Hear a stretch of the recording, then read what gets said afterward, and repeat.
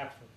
So if we take both the initial conditions and the environment, those again are not adequately defined in the previous definition we have used of processes. Again, you could argue through controls that there is some of that, but to a large extent it hasn't been brought to the forefront. And by looking at other disciplines that do bring it to the forefront, then we can gain a much better understanding of processes than just hiding it behind the scenes. I think that's an excellent point, Jim, that many of us have looked at inputs and processes over the years, and we've almost assumed that the inputs might be similar, but sometimes we have inputs that are not readable, sometimes the raw materials are of different qualities, and obviously that affects the process. Sometimes people come in after a long weekend or partying and perform the process. All those factors have effect. Sometimes it's cold, sometimes it's hot, sometimes the lighting isn't very good, and all those factors can affect how we perform that process. Yes, and returning to your example of the application system, everybody that files an application will have different handwriting. Everyone will fill out to better or lesser extent the questions depending on their knowledge of what is meant, or frankly what they want to hide some things. So every time there's an application, the initial starting conditions can be extremely different. And if we were to then look at environmental factors, what time of day is it? Is the computer fast? Is it slow? What is the mental state of the person looking at the application? Are they thinking about some personal matter rather than what they're doing? All of these factors come into play that cause variation in a process. Now, Jim, what is this intermediate transformation? Well, how does that differ from process transformation? Yes. Process transformation is the actual DNA of the process that describes the transformation process. So if we were again to return to the milling example, there are very specific machines that are made to do milling. They have their limits, and they also have certain capabilities.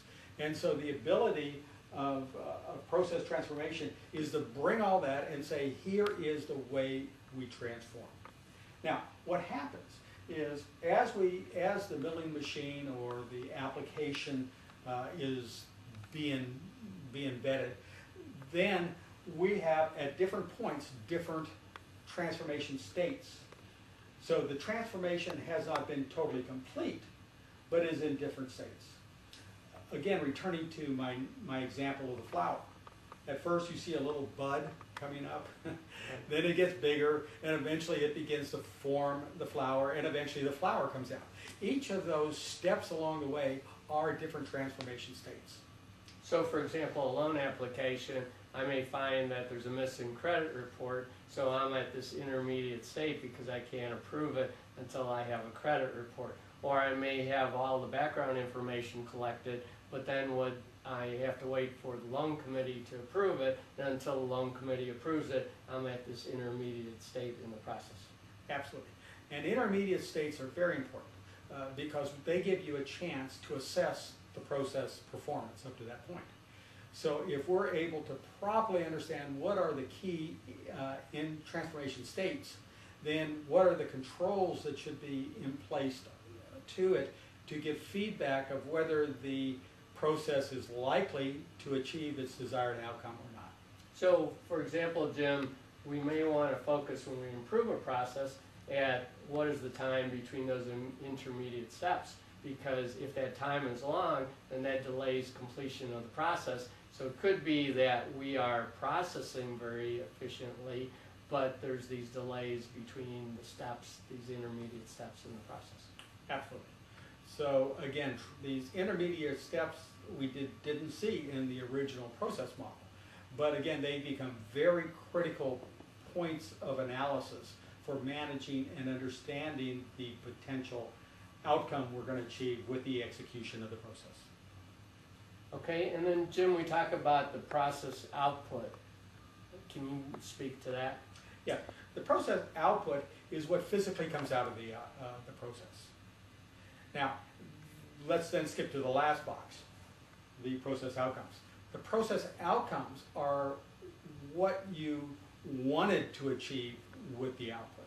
And so therefore, there could be a difference between the actual output you achieve and whether or not it's able to achieve the outcome that you want with that.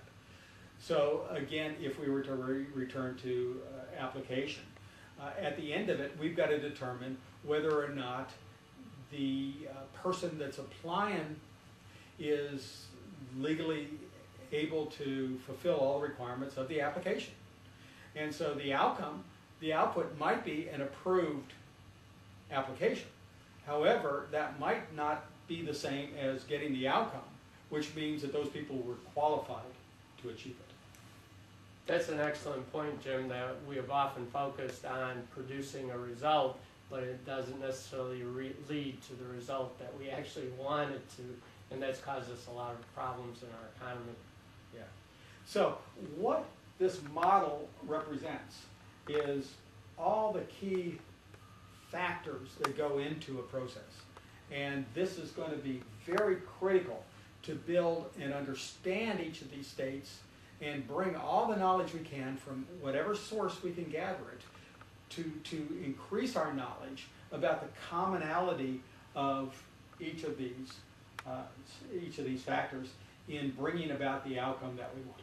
Well, Jim, what's really excellent about this is it gives us a framework to look at our processes, because as you talk to people, a lot of people would say, yeah, I know I have a process, I approve applications, and they really don't think about it in this great detail. Instead, they just focus on, I got to get all the information and I got to get it to the next stage, but they don't often think that the final outcome is a application that's been approved, that should be approved, and instead they often focus on just a application that's approved, but not necessarily to people who will pay back the mortgage or the car loan. Yes. And so what we're going to be doing in this series is we're going to talk about a series of process laws. And what they represent are facts and quantitative looking at processes that are common to any process, whether it's man-made or natural. And so these are things that are factors that will govern the process. And if we understand those, then we can manage our management system around those factors. Let me give you a quick example. One of the process laws we'll be discussing is that all processes vary. And again, if we look at the reasons why, simply the fact that every time we have a different set of initial conditions, and every time we have a different set of environmental conditions, even if the actual occurrence was 5 minutes later, we can have very different sets of conditions. So the key is every time you do something, there's going to be variation. There's never two applications that have ever been exactly the same as other applications. So what we try to do is to get them within acceptable boundaries, so that if we can process an application within a certain amount of time, if we ensure that it's accurate within a certain percentage, then we're happy. But the point is, everyone varies. Now, if we think about management practices according to that principle, what we can look at is the difference between actual to budget variation, a common practice at most every organization around the world. Well, what that assumes is absolute values. You start with an absolute number called the budget. Yes, you then have another absolute number called the actual.